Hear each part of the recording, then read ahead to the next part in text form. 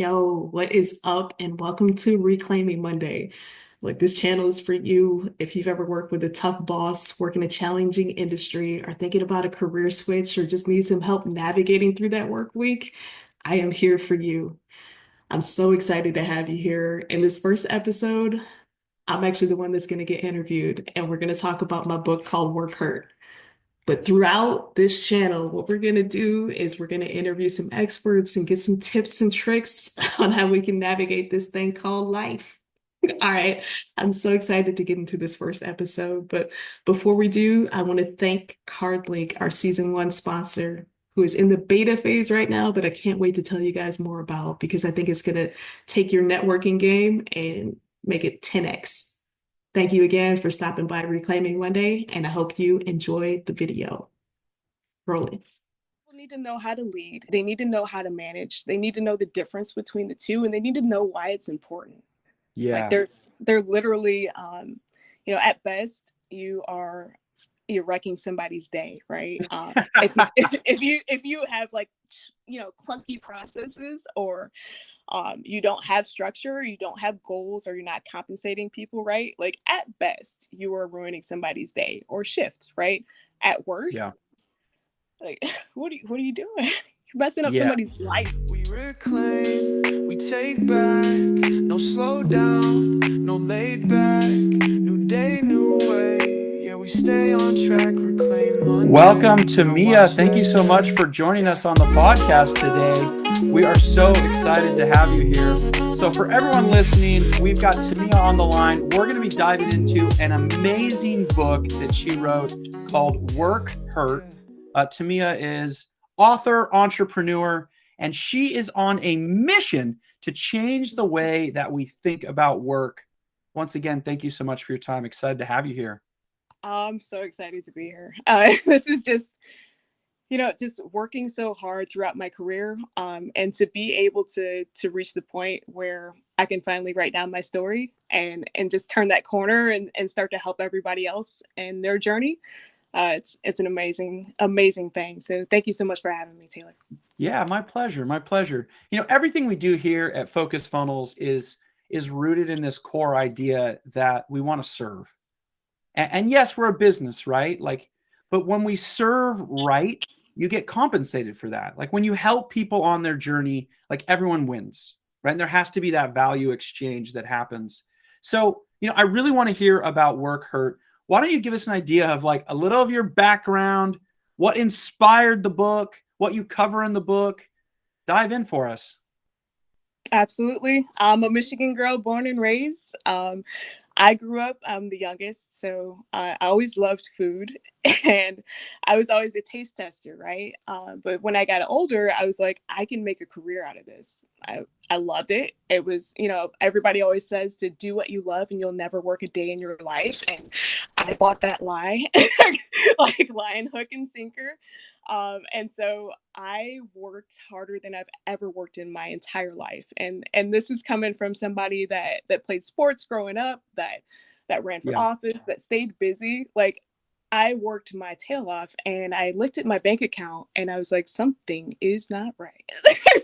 Yeah. So I started to take those ideas that we had about work and those misconceptions that we have about leadership, and really look at my situation, and I was like, I've got to do something to change, because the system that I'm in is designed to work the way that it's going to work, and that's not going to change. So I have to change how I interact with it.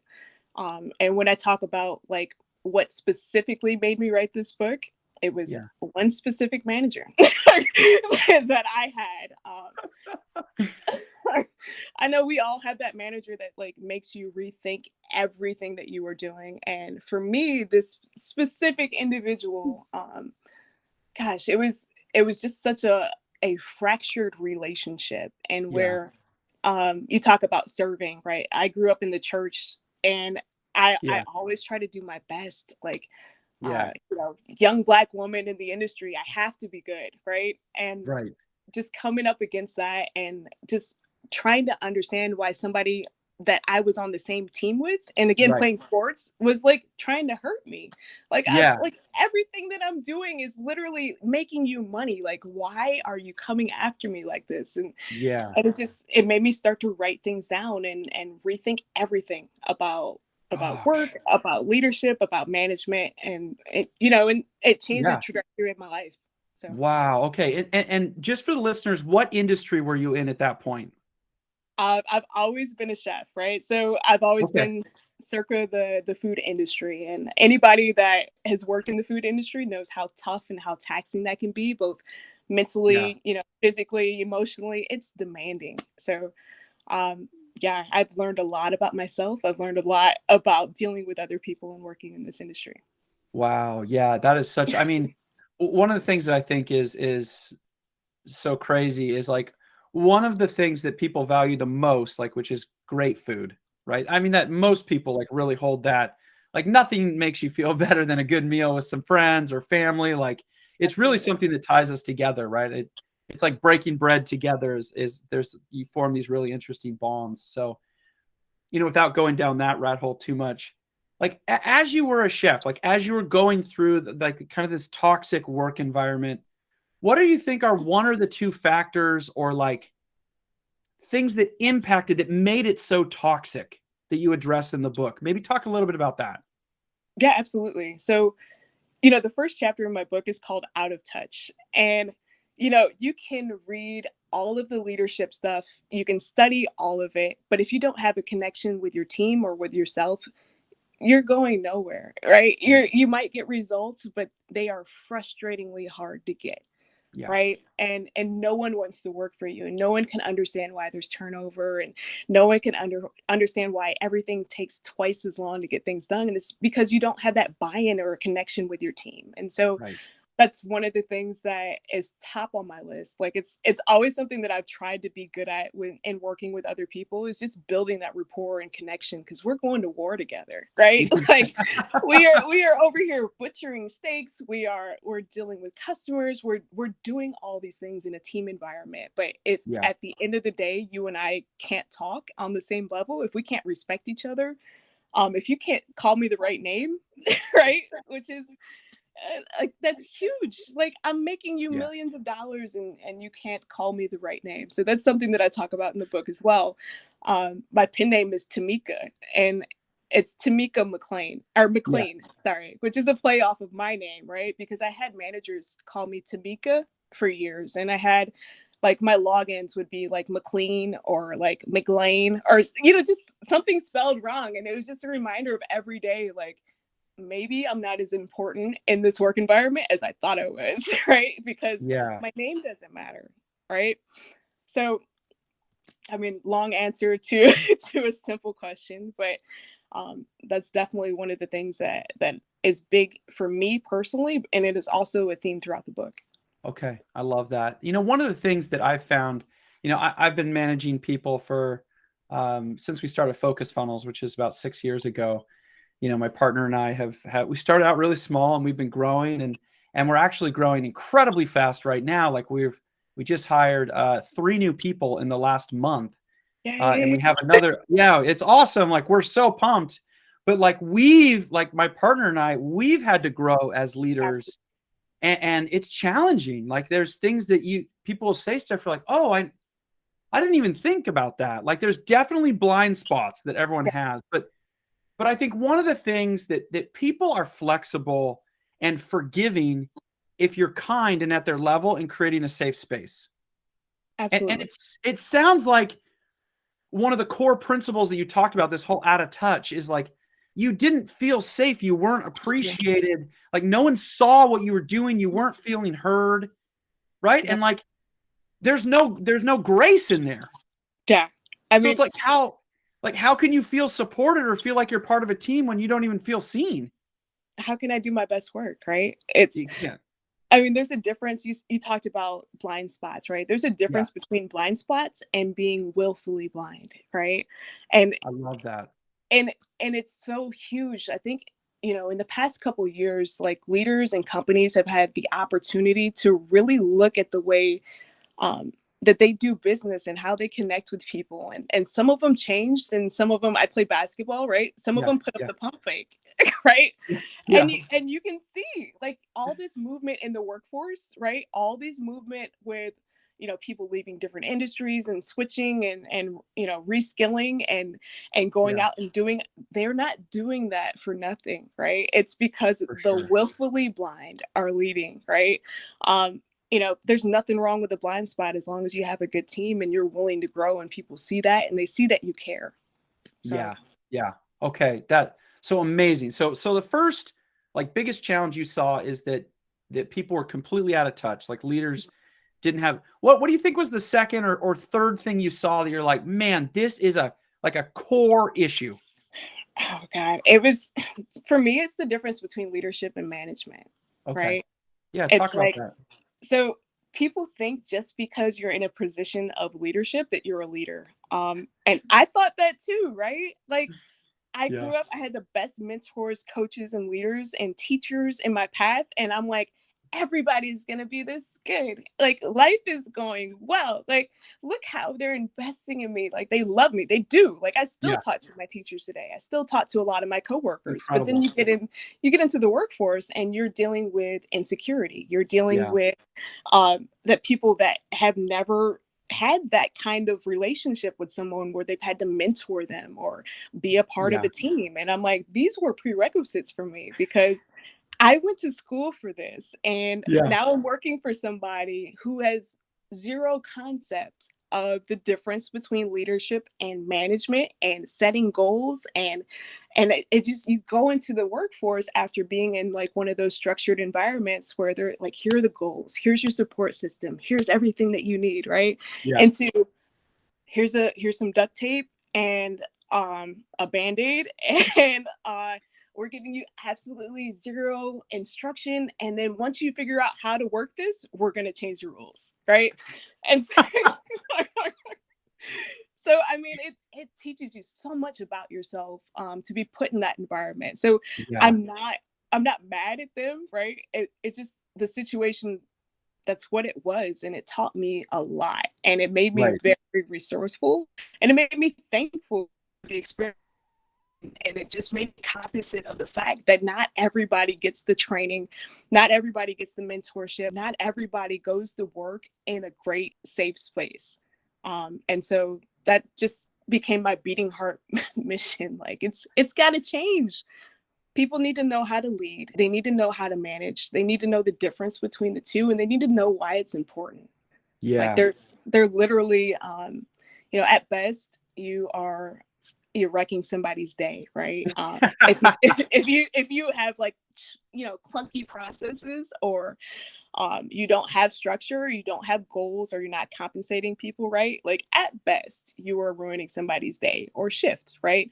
At Yeah. worst, like what are you doing? You're messing up Yeah. somebody's life, right? Like somebody's Yeah. passion, you are literally killing passion. Yeah. And so it's important to me. Yeah. Oh, I love that. I love what you're saying. Like, because there is definitely a core difference between, hey, I manage these people Mhm. and my like power or prestige is based on fear. The Yeah, fact that I can like fire you or chastise you or like write you up. Me and my buddies were talking the other day about how silly it is, like the whole write up process. We're like, where is this file that you're writing me up? And where it just feels, it honestly feels so elementary, it you feels know, so like, okay, juvenile. I'm taking a star off of your chart. Right, Like, right. And then there's the people too that like that don't start to manage you until they don't like you anymore. And then it's oh, like, right. oh, here's your development plan. Oh, where was that when I started? Yeah, Like, yeah, yeah. like, oh, Yeah. now you have a plan for my development. Like, why didn't Yeah. we have that on day one? Like, I'm Oh here my to work. gosh. Yeah. So good. Yeah. And I think leadership is definitely, it's a skill set, right? It's Yeah. something you have to think about. It's conscious Mhm. and it's helping you, you know, pound that drum so that everyone's moving in the same direction. Yeah. And that takes time. It takes some development. And most people, just like a lot of skill sets we find in the workplace today, they're not things that were taught in school. They're definitely not Right. taught in school. I think sports actually does a pretty good job in a lot, especially if you've got a good coach and like there's that team aspect you can see, like, because most of the players are relatively on the same level in terms of like we're all on the same team and you can see Right. people step up, right? Right. So I think sports actually, in if we think about like intrinsic leadership, sports is a great place to find that. But like I ran cross country. I mean, there's kind of like a sport aspect, Yeah. like there's Yeah. kind of a team. Oh, there's definitely Yeah, a yeah, and we sport did, aspect but to like that. it's not like football or soccer or basketball where it really like your success depends on everyone else. Running, Right. like you can be really fast and still win. Yeah. Yeah. Yeah. So But at a certain point, right? Like if you want to be great, there's a teamwork aspect, yeah, even if it's not, one of your peers. Like you need a coach, you need a yep, nutritionist, you need a system, like you need support from somewhere. And totally. being in sports, I'm so thankful that I played basketball. It helped me with so much, like, Yeah, that's cool. just those position roles, and knowing like, okay, here's what I bring to the table, here's what she brings to the table, and if we work together, this is what we're going to be able to achieve. But I have to stay in what I'm good at, right? Like Yeah, I played basketball against my little nephew. I was telling you this morning, and I'm like, well, I don't play defense anymore. Like I'm a little bit older now. yeah, I don't play defense. I run to yeah, the hoop and I try to block shots. Like that's where I'm at, right? But what if we had that same awareness in the workplace, right? Where yeah, what if leaders were willing to give up the things that they weren't good at and give them to other people that are good? Why are you hiring people and then handicapping them? There's a quote by Steve Jobs that talks about, help me out with this because I'm gonna lose the quote, but he talks about how you need to hire smart people and let them work. yeah, Like yeah. Just get just out of their way. get out of their way, let them work. Yeah, Man. And yeah, yeah. you talked about like leadership being a skill too, right? And it's a skill that you can pick up and put down. And Mm, what I mean by that is there are levels to leadership. And so if you want to plateau and just lead at this level just because it's better than what everybody else is getting, you can certainly stop there and be fine and yeah, manage yeah, your way out of that position. But the thing is by doing that, you may be stifling the progress of your team. You may be stifling your personal mm, growth. You are definitely stifling the progress of your company.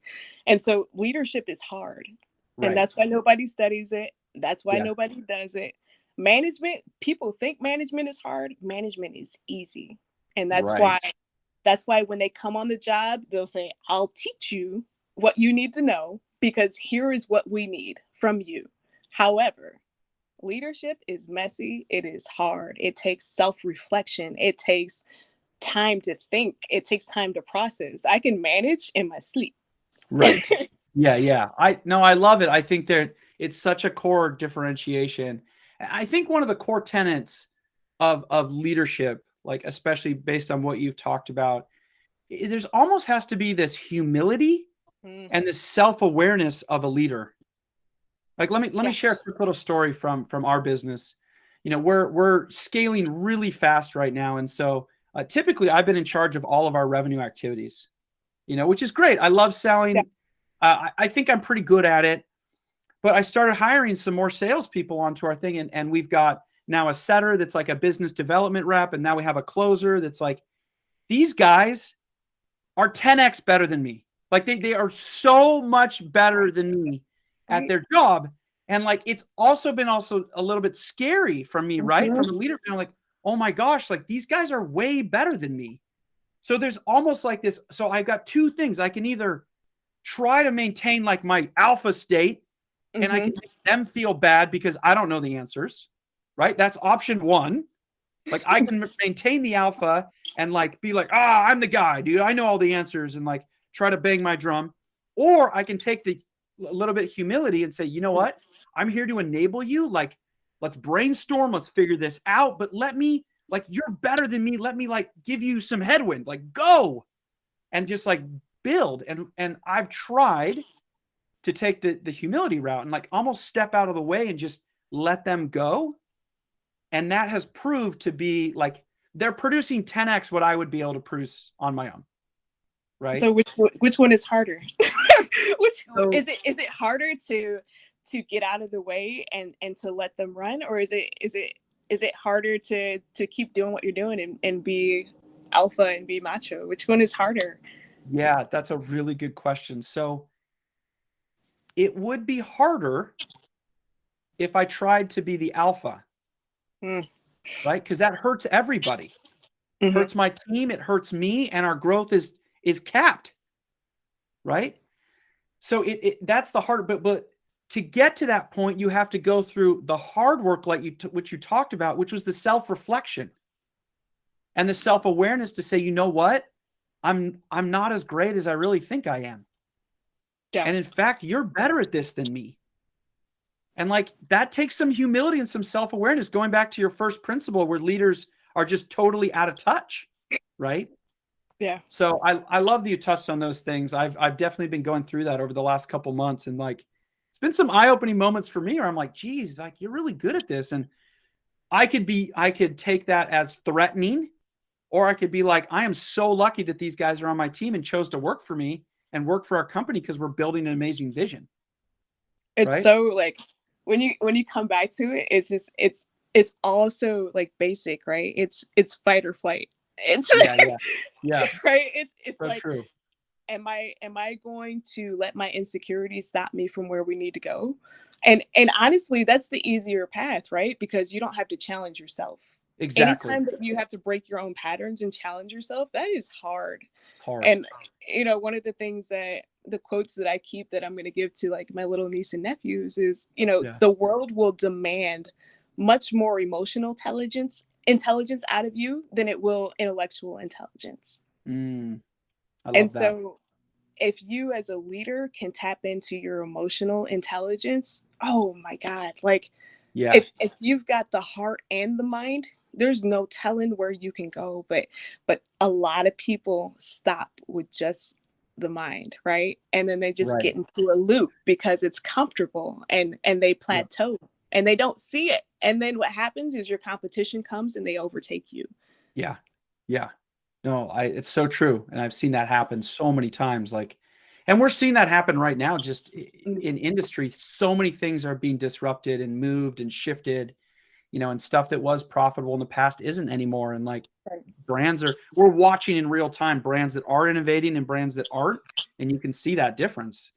And Absolutely. that innovation is driven by true leadership, not management. Mm. Right. So transitioning a little bit back to your book, we've talked about some of the core challenges that you're seeing in the workplace. Tell me, like, what does your book walk through in terms of like solutions or like maybe techniques to deal with some of these downfalls that we're seeing in the workplace? Oh, absolutely. I so in the book I talk to two different audiences, right? So I Yeah. talk to you as the employee, like, okay, Yeah. we're in this together. Like, Yeah. this is where we found ourselves. We thought we were going to Disneyland, and it is not. So I talk to and it could be, right? Or maybe it Yeah. is. Maybe you have a great job, right? But I talk to the employee and I say, these are the things that you can do in order to get ahead. This is the kind of attitude and mindset that will help you get ahead. These are some of the practical things that you can do with your money, some of the practical things that you can do with your days and your routines that will help you learn this system and work it, right? Love it. And then on the flip side, I'm talking to the business owner, right? And I'm trying to like gently, sometimes not so gently, like attack those blind spots and say Yeah. you're hurting people. If you don't have a system, you're hurting people. If you don't care about people, you're definitely hurting people. And there's so many things that you can involve other people in, if it's not your gift, not your talent, not your lane, to make your business better. And by virtue of owning a business and employing people, right? Don't we owe it to them? Don't we owe it to ourselves to be good at it and to be good to them? Yeah. And I mean, at and the so very that's least, we owe it to be good to them, yeah, right? There's a lot of business owners that are really awful, but like at yeah, least be good to the people, at least, man. like It's bare we minimum. spend so much time there, right? We spend so Yeah. much time with our, red flag work families, right? So I mean, wouldn't it be nice if we all came to work and we could be who we are and get called by the right name and be, Yeah, at the very least. At the very least, at least know my name. Man, I was literally like teaching classes for the entire region, and the name just couldn't come. Yeah, So that's really brutal. No, it's like so offensive. Like it's uncalled for. I just, man, geez. I mean, but this is the tip of the iceberg, right? So if it's something that's so personal to someone as their name, like what else are you doing?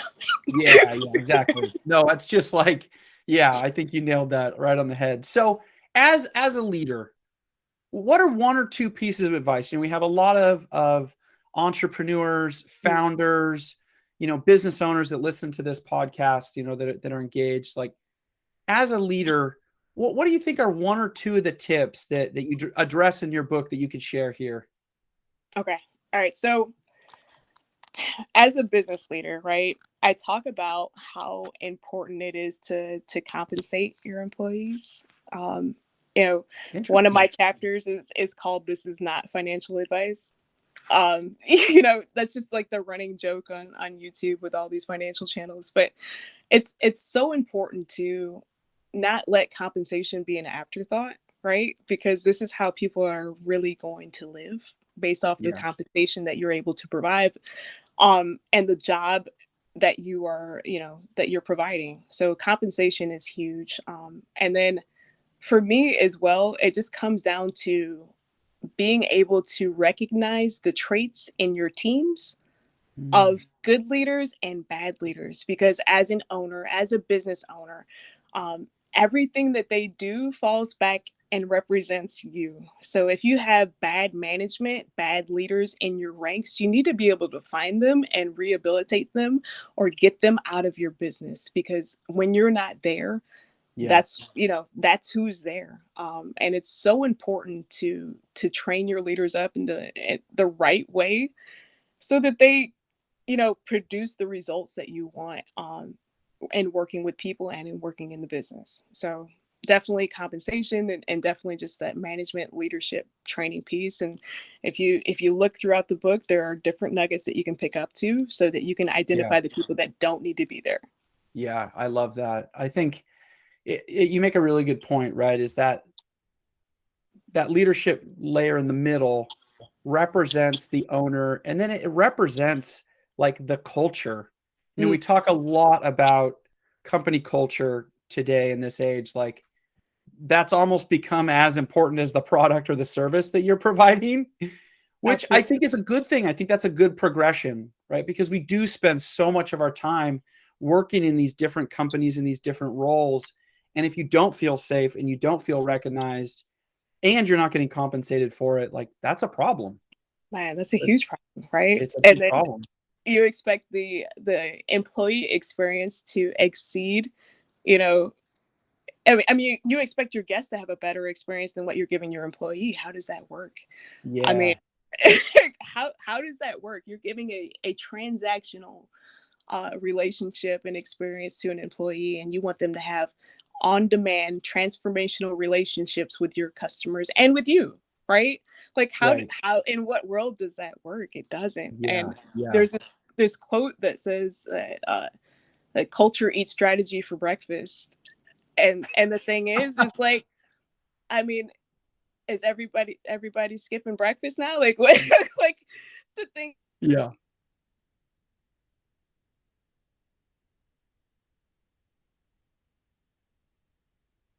how to structure your workplace, how to build culture, the importance of it's easier again to ignore these things and continue to operate in a loop instead of you know being great. Yeah. Oh, I love that. That's so true. Like, there's so many things that, like, as leaders, as owners, as founders, like, we got to up our level of consciousness. And it's hard, right? But in that hard work, like, me consciously making the decision that, like, okay, I can be threatened or I Mm, can enable this team, like, and as I've switched to enabling them, like, the results happen, like, things, like, the magic really happens. And I yeah, think that's what, like, all this ties together, is that yes, it is hard work and it does take conscious effort and being aware of things, but when you do make those changes, it's like you're enabling people to take the business to the next level. Absolutely. Right? And that takes your And life to that's the next where, level, for right? sure, Like, I mean, for sure. just think about all the time that you've spent doing things that you could have let someone else do from the beginning, right? And how much more time do you have with your family? How much more time do you have for yourself, or to do the things that center and ground you, because you're not grinding yourself down, right? Yeah. Yeah. I think it goes back to, one of the last points I'll make is, as leaders, we also have to have a full cup. Mm, It's like, how can I pour into my team if my cup is empty? Right? So there's this interesting balance between, I also have to be taking care of myself both physically and mentally so that I can show up in a good way for my team. Otherwise, that culture just drips down negativity from the top. right. Right? So you've got to have that mix and that balance. And I think that ties a lot into your first point, which is so many people they're living in a cloud. Like, they're not even in touch with what's happening in their business, in touch with their employees. And that has such a bad effect on everybody in the organization.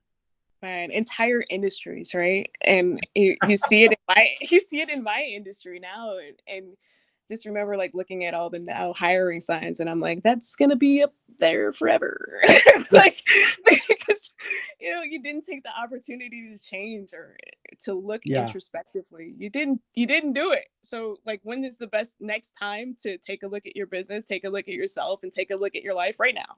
Yeah. Like, Like right now is the like time. right now, like, go Yeah. to Amazon, get my book, start thinking about how you can, build your business, start thinking about your employees and how you can connect with them. Think about the impact that you want to have, right? Not just the Yeah. dollars that you want to make, but who do you want to impact, right? Like, Yep. we all bought the lie, do what you love and you'll never work a day in your life. So why? What is your why? What Yeah. is Yeah. what Yeah. is it? What is it that gets you up in the morning to do what you do, and how can you use that to help other people? Yeah. Yeah, I love that. That's such a powerful vision. That is absolutely true. One of the things that we teach all of our clients here, and our students, we have a whole coaching and consulting program at Focus Funnels. But the first thing that everybody does when they come into any of our programs is we put them through this workshop that gets them clear on their why and their mission. And here's the secret to this. I'll share this with you. Don't tell anybody, though. Uh, is once we tap into our why and our mission, when we write ad copy, when we create content, if it's built on that why, there's a level of authenticity and heart in it that makes it compelling, right? That makes the marketing work. Yeah. And it's not some hack, it's not some trick, it's not some like, well, put these words in this order and it's a psychological thing that'll make them buy. It has nothing to do with that. Right. It has everything, I think, which is the core tenet of our entire conversation, which is this human to human connection. Right? So when we have that why, whether it's marketing, whether it's leadership, whether it's growth, it comes back to that core tenet of just connecting with humans. Yeah. Enabling them to do a good job. So I love that. It kind of brings everything full circle. You have that why, you become attractive, right? It's when you it's people are always confused about why everything starts to line up for them. It's like, it's because you got focused on what you wanted, right? And you put those ads out, you put all that stuff out, and you're attracting the kind of people and the kind of opportunities that coincide with your why and who you are. And it's so important, and I love that you guys start out with that. So important. I love it. I love it. Well, Tamia, this has been absolutely incredible. You've shared some solid nuggets, as we've talked today. So totally sidebar, I want to wrap up. What is one thing in the next couple months that you are super excited about? Just doesn't even have to be about your book, but what's one thing that you are really pumped about in the next couple months? It's crazy. I was talking to my friend, and I'm like, I actually enjoy my job. I'm like, I wake up happy and people are confused. I'm like, I like what I'm doing right now, right? And so I'm looking forward to work. It's weird, right? That's amazing. but I'm also, in the background, I'm working on some side projects. I got my website up and going. I'm writing more. It's amazing how everything else seems to flow when the big chunks of your life are taken care of. And Yeah, so I'm excited about that. I'm excited to be down here with family in Texas. I incredible. just I wake up every day happy, and that's everything. That's Yeah, everything to me. you're right. That is everything. Well, Tamia, you have an infectious energy. I love the principles that you shared. Thank you so much for joining the podcast today. And just lastly, if people want to pick up your book, what is the best place to find it? Amazon. Okay. I'm exclusively right now on Amazon.com, and you can find it if you search Work Hurt. If you search my name, or even if you go to my website, which is Meet Tamia, you'll find me there. So Okay. Amazing. Well, this has been incredible. Thank you so much for the energy and the shares. And we will connect soon. I look forward to it. Thank you so much. Feeling fresh at the start of the week. Monday morning, I am back on my feet. Stay sharp, staying ready to run. I am reclaiming Monday, so you know I gotta wake up. No time Introducing for CardLink, the app that helps you connect without limits, build better business funnels, and simplify contact management. With CardLink, you can connect anywhere, anytime. Stop letting business cards limit you. Sign up for CardLink today.